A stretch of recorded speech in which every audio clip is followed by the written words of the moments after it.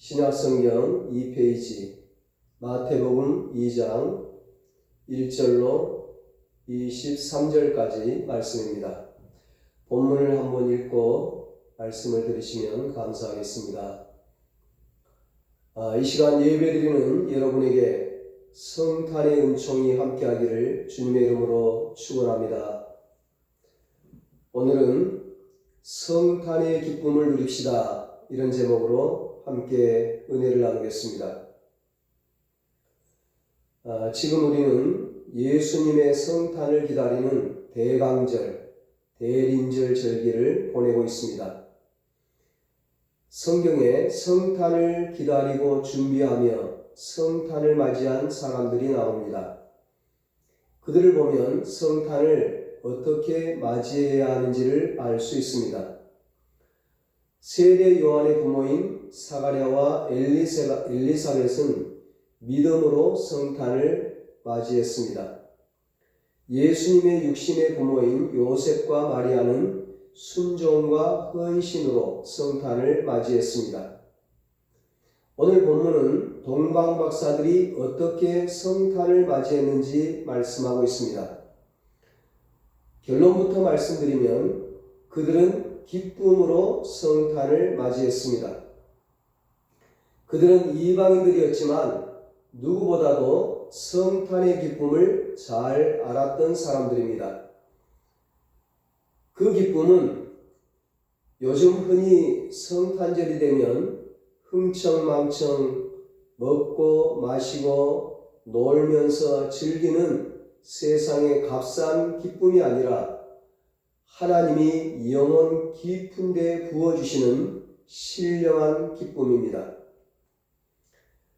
예수님께서 탄생하시던 당시 그 사실을 처음 감지한 사람들은 뜻밖에도 이스라엘 유대인들이 아니라 이방인 동방 박사들이었습니다. 동방은 그 당시 바벨론이나 페르시아 지역으로 추정을 합니다. 지금으로 말하면 이라크와 이란 지역이죠.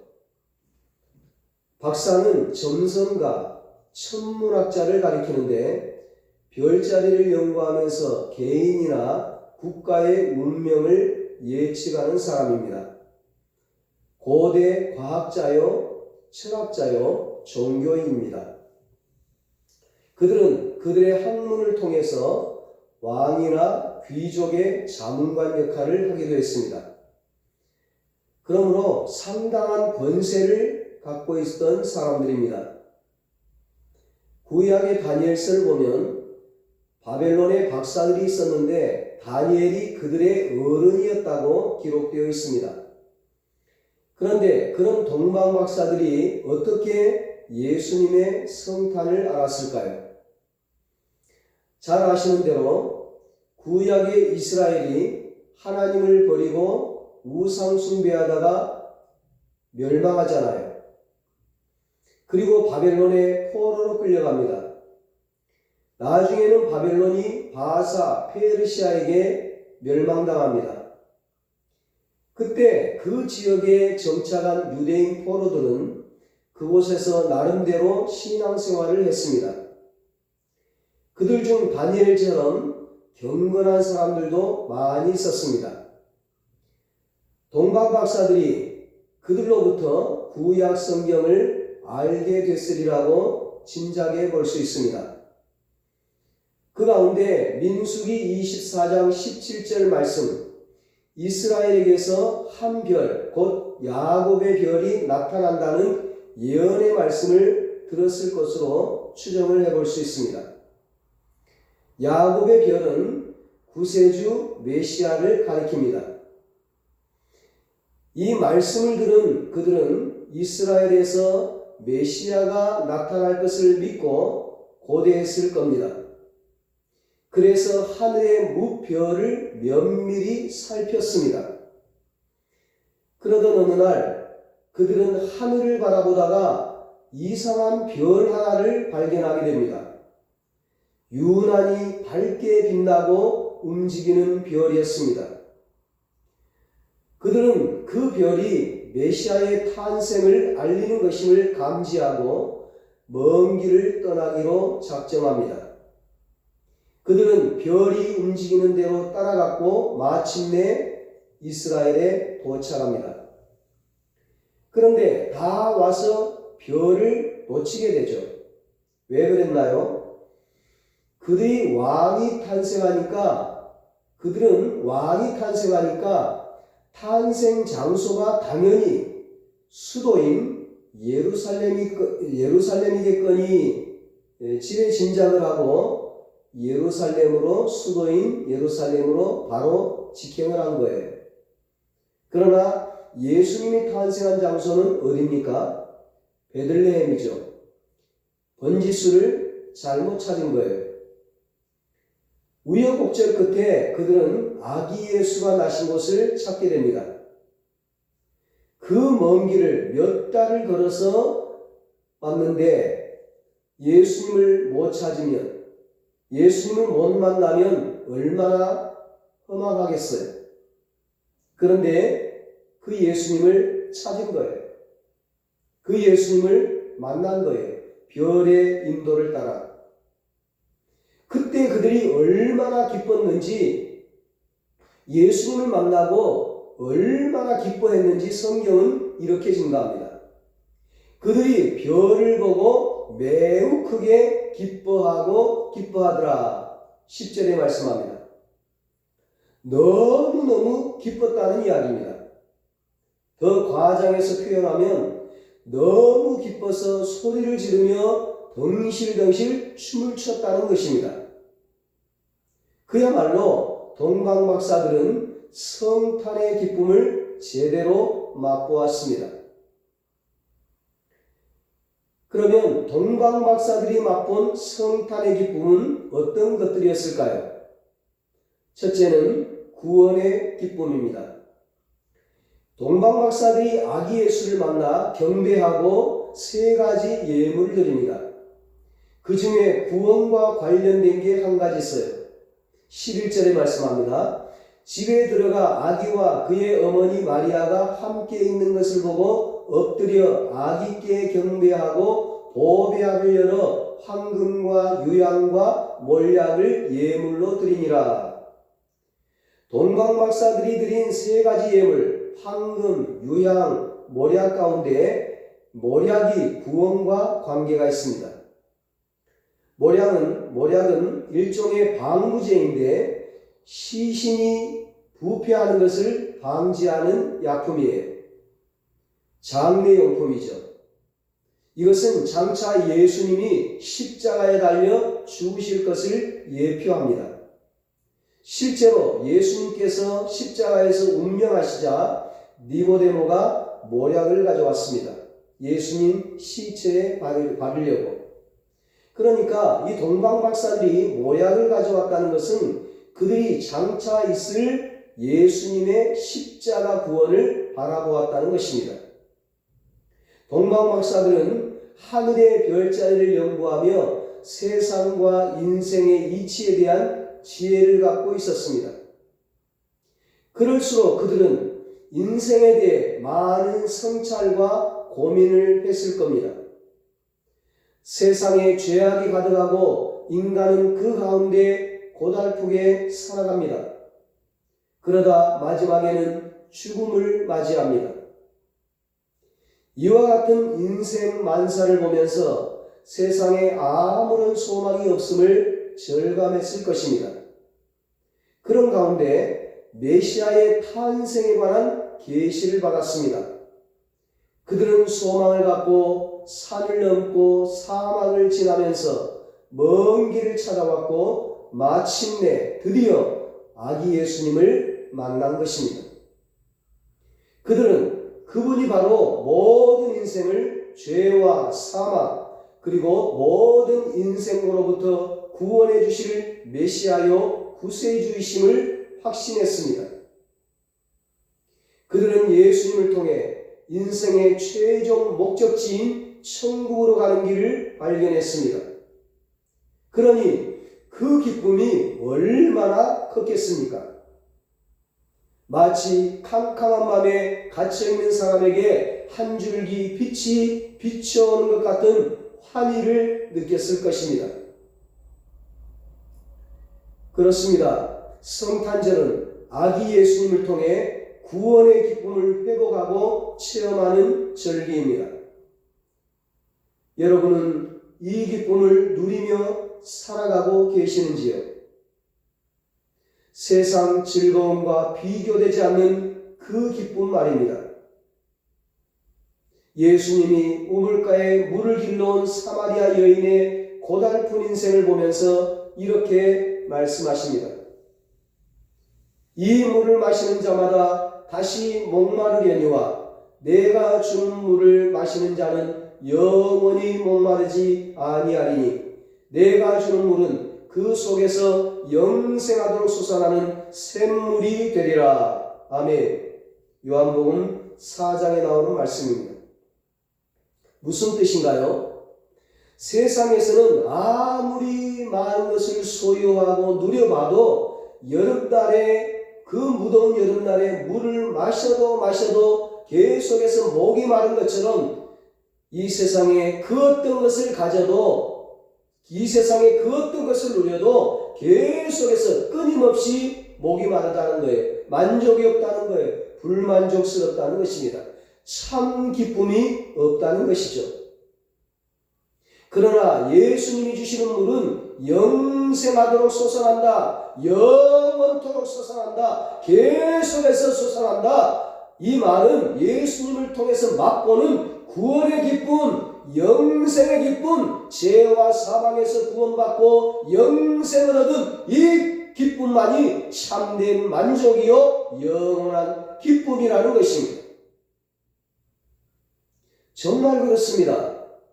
세상에서 돈 벌고 성공하고 출세하고 유명해지고 재미있는 것 다 경험해보고 그래도 일시적이에요. 표면적이에요. 순간이에요. 비유하자면 어린아이들이 과자 먹고 장난감 갖고 노는 것에 불과해요. 아이들이 맛있는 것을 주면 좋다고 받아먹습니다. 신기한 장난감 주면 좋아라고 갖고 놉니다. 그러나 그때뿐이죠. 잠시 후에 실증이 나면 모든 것을 내팽개치고 울음을 터뜨려요. 그리고 엄마만 찾습니다. 엄마 어디 갔느냐고. 엄마가 나타나면 언제 그랬냐는 듯이 울음을 뚝 그치고 금방 싱글벙글해요. 우리 인간의 육신은 세상 것으로 잠시 즐거워할 수 있지만 우리 깊은 영혼은 결코 그런 것들로 만족할 수 없습니다. 오직 하나님을 만나야 만족할 수 있습니다. 예수님을 만나야 기뻐할 수 있습니다. 그게 바로 구원이요 영생입니다. 영생은 장차 천국에 가서 영원히 사는 것도 되지만 지금 내 영혼 가운데 예수님을 모시고 사는 것도 영생입니다. 영생이 예수님을 만나면서부터 시작되는 것입니다. 이 영생의 기쁨은 천국에서 누릴 기쁨의 예고편이에요. 천국의 기쁨을 시식하는 겁니다. 그 옛날 다윗이 이 하나님의 구원의 기쁨을 체험하고 시편 4장 7절에서 이렇게 찬양을 합니다. 주께서 내 마음에 두신 기쁨은 그들의 곡식과 새 포도주가 풍성할 때보다 더하니이다. 다윗은요, 세상 만사, 빈부귀천을 다 경험해 본 사람입니다. 왕으로 있을 때 세상 모든 즐거움을 다 누려본 사람이에요. 그런데 세상의 즐거움 중에 아무리 크고 큰 것이라 할지라도 아무리 많은 것을 소유하고 다 누린다 할지라도 주님이 주시는 구원의 기쁨, 신령한 기쁨과는 비교할 수 없다고 노래하고 있는 거예요. 신약의 사도 바울같이 사도 바울 같은 사람이 세상 모든 것을 배설물처럼 똥처럼 여길 수 있었던 것도 이 기쁨을 맛보았기 때문입니다. 이것이 바로 구원의 기쁨, 영생의 기쁨입니다. 이 기쁨을 누리는 여러분과 저가 되시기를 축복합니다. 두 번째로 이 동방 박사들이 맛본 성탄의 기쁨은 예배의 기쁨입니다. 그들은 멀리 동방으로부터 산을 넘고 사막을 건너 이스라엘 땅까지 찾아왔습니다. 그 거리가 얼마나 됐을까요? 정확하게 모르지만 아마 2000km 그 내외가 될 거예요. 서울서 부산까지 5번 왔다 갔다 하는 거리입니다. 그 옛날 교통수단이 없던 시절이라 엄청난 거리였을 겁니다. 그런데 그들이 아기 나신 것을 찾으면서 이렇게 말해요. 2절입니다. 유대인의 왕으로 나신 이가 어디 계시냐? 우리가 동방에서 그의 별을 보고 그에게 경배하러 왔노라 하니. 그 멀리서 2000km나 되는 그 거리에서 예수님께 경배하러 왔다는 거예요. 우리 성도님들 중에서도 멀리서 예배드리러 오는 분들이 있습니다. 참 복된 발걸음이죠. 여기 경배한다는 말은 엎드려 절한다는 말인데 한마디로 예배를 의미해요. 그 먼 길을 예배하러 왔다는 겁니다. 그들이 별을 보고 물어 아기 예수 계신 곳을 찾은 후에 어떻게 합니까?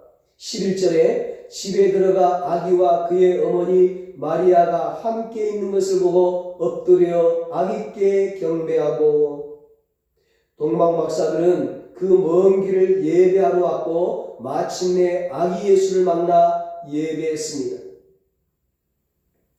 크리스마스라는 영어 단어는 본래 그리스도라는 단어와 마스, 미사, 천주교에서 미사라 그러죠. 예배라는 뜻이죠. 그리스도와 예배 합성어가 바로 크리스마스입니다.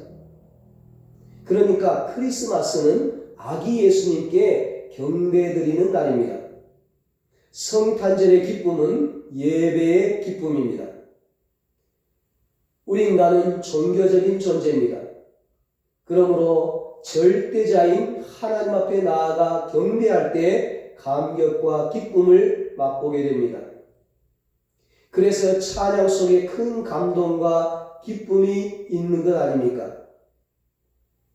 감사하고 기뻐서 예배하고 찬양하지만 다른 한편으로는 힘들고 우울해도 예배하고 찬양을 하다 보면 어느덧 기쁨이 샘솟듯 흘러넘칩니다. 사도 바울을 보십시오. 복음을 전하다가 억울하게 체포되어 가지고 실컷 매를 맞고 빌립보 감옥에 갇혔는데도 그 감옥 안에서 예배하며 찬양하며 기뻐했습니다. 한밤중에 바울과 실라가 기도하고 하나님을 찬송하며 죄수들이 듣더라. 사도행전 16장 25절에 말씀합니다.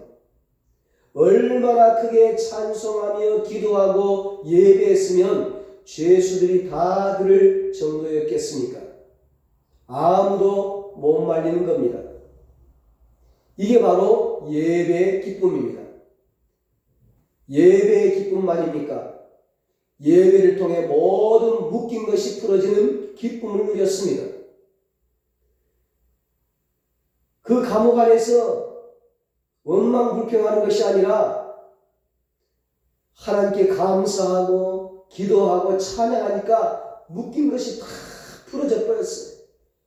우리가 아무리 어려운 상황이 있다 할지라도 하나님께 예배하고 기도하고 찬양하면 우리를 묶고 있는 모든 것이 풀어지는 역사가 일어나는 것입니다.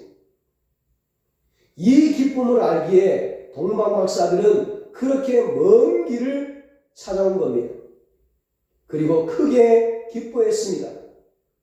이 기쁨을 누리는 여러분과 제가 되시기를 축복합니다. 마지막 세 번째로 이 동방 박사들이 맛본 성탄의 기쁨은 헌신의 기쁨입니다. 동방 박사들은 먼 길을 오면서 빈손으로 오지 않았습니다. 예물을 가지고 왔습니다. 보배약을 열어 황금과 유향과 몰약을 예물로 드리니라. 11절에 말씀하죠. 그 먼 길을 그 황금과 유향과 몰약을 얼마나 무거웠겠어요. 중간에 그냥 놔두고 오고 싶을 거예요. 버리고 싶을 거예요. 너무 무거우니까. 황금, 유향, 몰약 이 세 가지 예물이었는데 이 세 가지 예물에는 각각의 의미가 들어있습니다. 일종의 신앙 고백이에요. 우리가 드리는 헌금이나 봉사, 헌신 모두 신앙 고백적 차원에서 이루어집니다. 황금은 최고의 고가품으로 왕에게 드리는 예물입니다. 예수님을 왕 중에 왕으로 믿고 드린 겁니다. 유향은 구약에 제사할 때 향으로 사용하는 물품으로 예수님을 하나님으로 믿고 드린 겁니다. 인간으로 오셨지만 하나님의 아들이심을 고백한 겁니다. 몰약은 아까 앞에서 말씀드렸죠. 시체의 방부제로 드린 예물인데 예수님이 대속의 십자가를 지실 것을 예표합니다. 예수님을 구원자로 믿고 드린 예물입니다. 그들은 드리면서 큰 기쁨을 맛보았습니다. 드리면서 아깝다는 생각이 든 것이 아니라 드리면서 큰 기쁨을 맛보았다는 거예요. 이게 바로 헌신의 기쁨입니다. 이 기쁨을 맛본 자는 심지어 고난 가운데서도 기쁨으로 헌신합니다. 초대교회 성도들과 사도들을 보십시오. 모진 핍박과 박해 가운데서도 오히려 그들은 기뻐했습니다. 사도행전 5장 41절에 말씀합니다. 사도들은 그 이름을 위하여 예수 이름을 위하여 능력받는 일에 합당한 자로 여기심을 기뻐하면서 공회 앞을 떠나니라. 예수 때문에 예수 이름 때문에 예수 이름 전하는 것 때문에 핍박받는데 오히려 기뻐했다는 거예요. 그 대표적인 인물이 바로 사도 바울 아닙니까? 바울은 교회를 위해서 성도들을 위해서 숱한 고난을 당했지만 기뻐하면서 더 나아가 스스로 그 고난을 자처했습니다. 선택했습니다. 골로새서 1장 24절에 바울이 고백을 합니다. 나는 이제 너희를 위하여 받는 괴로움을 기뻐하고 그리스도의 남은 고난을 그의 몸된 교회를 위하여 내 육체에 채우노라. 사람이 받으면서도 기쁨을 맛보지만 주면서도 기쁨을 맛봅니다. 때로는 주는 기쁨이 받는 기쁨보다 더 큽니다. 사람들에게도 주는 기쁨이 이토록 큰데 우리 주님께 하나님께 드리는 기쁨은 얼마나 크겠습니까? 사랑하는 여러분, 성탄절은 사랑과 섬김 그리고 헌신의 절기입니다. 성탄절의 가장 큰 헌신은 주님을 위한 헌신입니다. 복음을 전하는 헌신입니다. 성탄절은 예수님을 모르는 사람들에게 복음을 전하는 기회입니다. 그리고 이웃을 돌아보는 기회입니다. 많은 사람들이 유흥에 젖어 있는 동안 다른 한편에서는 우울한 사람들도 많습니다. 이태원 참사로 얼마나 슬퍼하고 슬픔 중에 있는 그런 우리 이웃들이 많습니까? 아이러니한 것은 크리스마스 시즌이 1년 중에 자살률이 최고로 높은 그런 시즌이라고 합니다.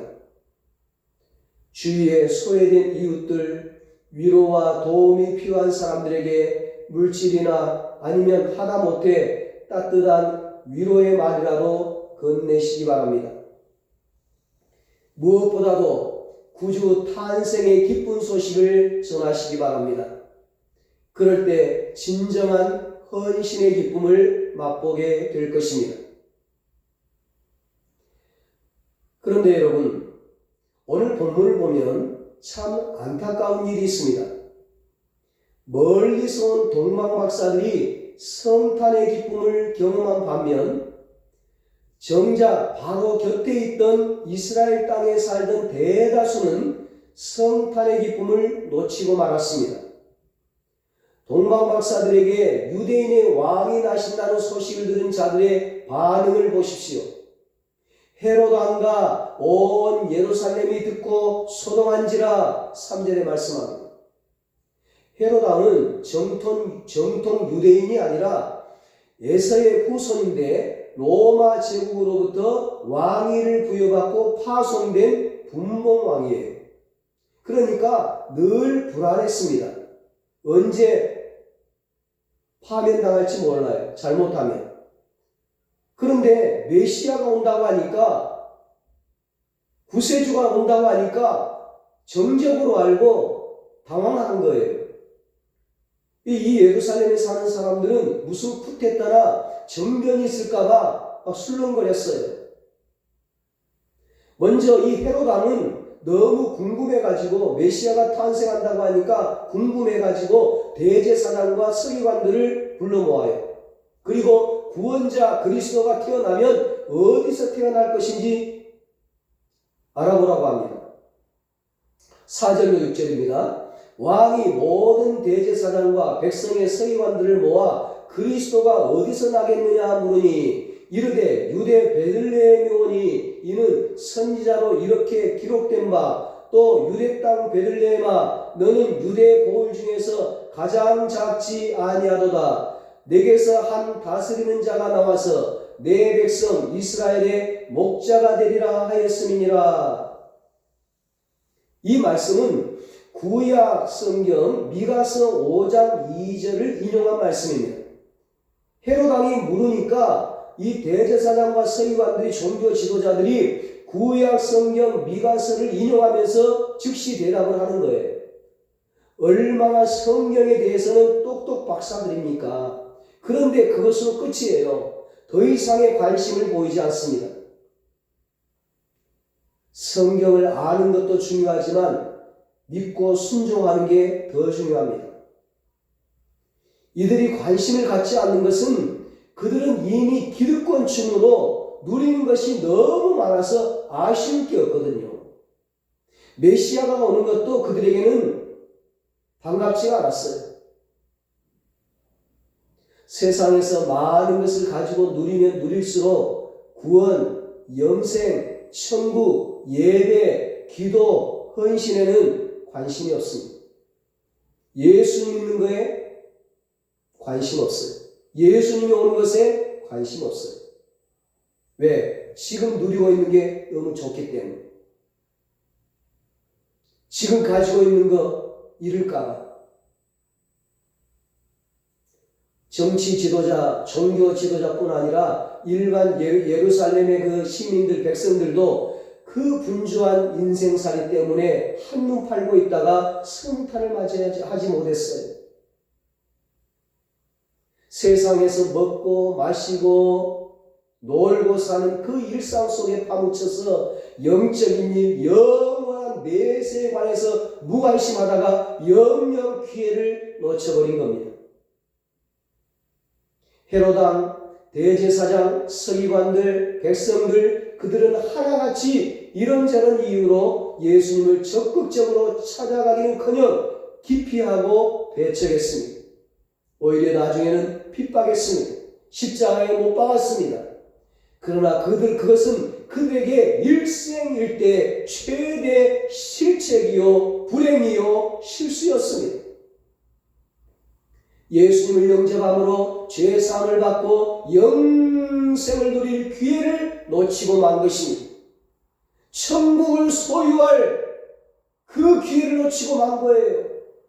인생 최대의 기쁨을 놓치고 만 것입니다. 그러나 동방 박사들은 이 놀라운 축복의 기회를 놓치지 않기 위해서 동방에서부터 멀리 1000km가 넘는 그 먼 길을 걸어와서 아기 예수께 경배를 했습니다. 예수님을 만난 거예요. 구원을 얻게 된 거예요. 천국 영생을 얻게 된 거예요. 그래서 구원의 기쁨, 예배의 기쁨, 헌신의 기쁨을 맛보게 되었습니다. 진정한 메리 크리스마스, 기쁘고 즐거운 성탄절이 된 것입니다. 우리 모두 기회를 놓치지 말고 올해 또 성탄절이 우리에게 다가온 것은 하나님이 우리에게 기회를 주신 것입니다. 내년에 성탄절이 다가올지 안 다가올지는 우리는 알 수 없습니다. 올해가 마지막일지도 모르겠습니다. 우리 모두 이 기회를 놓치지 말고 이 성탄의 기쁨, 구원의 기쁨, 예배의 기쁨, 헌신의 기쁨을 누리고 장차 하나님 앞에 갔을 때 잘했다 칭찬받고 상급받게 되시기를 예수님의 이름으로 축원합니다. 기도하겠습니다. 하나님 아버지, 우리들도 동방박사들처럼 기회를 놓치지 말고 주님을 사모함으로 구원의 기쁨, 예배의 기쁨, 영생의 기쁨, 헌신의 기쁨을 맛보고 누리게 하여 주시옵소서. 그래서 주님의 성탄절이 진정한 메리 크리스마스, 즐거운 성탄절이 되게 하여 주시옵소서. 이제는 우리 주 예수 그리스도의 무한하신 은혜와 하나님 아버지의 사랑하심과 성령님의 위로하시고 교통하시고 영원토록 함께 하시는 은혜가 주님 오신 성탄절에 구원의 기쁨, 예배의 기쁨, 헌신의 기쁨을 누리기로 다짐하는 사랑하는 모든 성도들과 저들의 가정과 자녀들과 사업과 직장 위에 이 나라 이 민족 위에 이제로부터 영원토록 함께 있을지어다. 아멘.